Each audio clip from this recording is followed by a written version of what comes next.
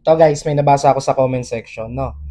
Sabi niya dito, feeling din kasi tong mga foreman eh. Palagi lang sinasabi, matibay yan, matagal na akong gumagawa ng ganyan. Okay, parang may hugot, no? May hugot tong nag-comment. Okay, sa akin lang, huwag nating malitin tong mga foreman. Okay, sa totoo lang, pagdating sa diskarte, napakalulupit ng mga yan.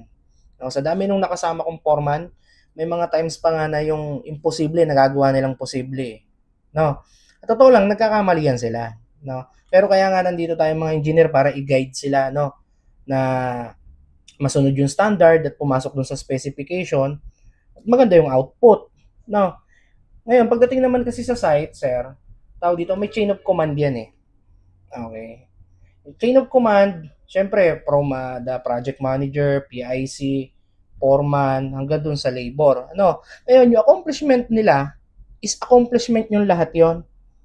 Kaya dapat, pagdating sa site, pagtulungan nyo. No?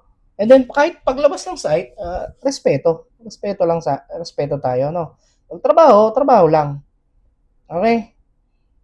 Sige.